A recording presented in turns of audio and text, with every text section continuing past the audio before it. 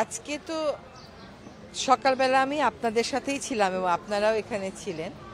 আমার মনে হয় গত 5 বছরে যে কয়বার ভূমিকম্প হলো এই রকম জোরে এত শক্তিশালীভাবে ভূমিকম্পটা আমরা এর আগে কখনো অনুভব করি নাই। এইটা বারবার আমাদেরকে একটা সতর্কবার্তা দেয়া হচ্ছে। ভূমিকম্প অন্য একটা জায়গায় অরিজিনেট করে, তার টেইলের দিকে আমরা থাকি, সেখানেই যদি আমাদের এই অবস্থা হয় তাহলে যেখানে অরিজিনেট করে নিশ্চয়ই সেখানে আরো অনেক শক্তিশালী হয়।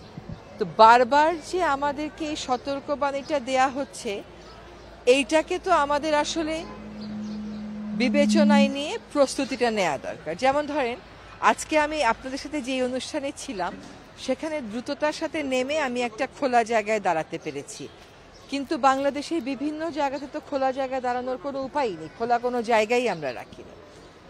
ঢাকা শহরে সুউচ্চ ভবন হবে কি হবে না সেই বিতর্কে যে আসলে কোনো লাভ নেই।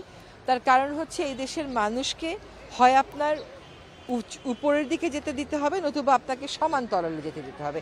সমান্তরালে যেতে দিলে আপনার যেই পরিমাণ কৃষি জমি জলাশয় ভরাট হবে তার থেকে আমাদের বলা হচ্ছে যে আমরা উপর দিকেই যাব। কিন্তু কথা হচ্ছে যে আমাদের বিল্ডিং কোডগুলো এখনকার বিল্ডিংগুলো মেনে চলছে, কিন্তু প্রচুর বিল্ডিং যেগুলো হয়ে গেছে, যেগুলো রাজুক তার পরিসংখ্যানে বলে যে 90%-ই কোনো অনুমোদন নেই বা ব্যত্যয় ঘটেছে, সেইগুলোর কি হবে এই রকম ভূমিকম্প যদি রিপিট করতে থাকে?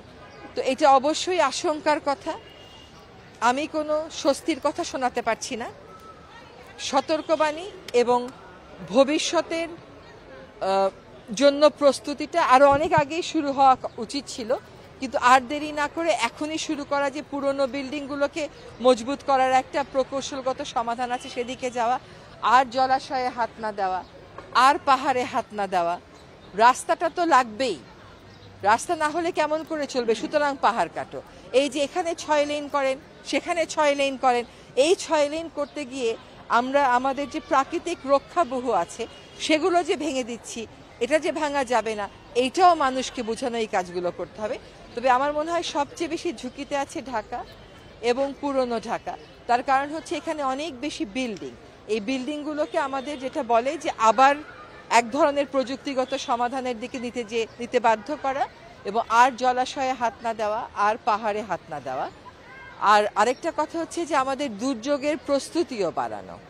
আপনি যত নিয়মকানুন মেনেই সব কিছু করেন না কেন, তারপরেও দুর্যোগ যখন তার অনেক বেশি শক্তিশালী হয়ে যায় তখন আপনি আসলে করবেনটা কি? আমরা দেখি যে একটা সাধারণ অগ্নিকাণ্ডেও, সাধারণ বলবো না, একটা বড় ধরনের অগ্নিকাণ্ডেও যদি আমাদের ফায়ার সার্ভিস যখন যায় তাদের ভলান্টিয়াররাও কিন্তু মারা যায়।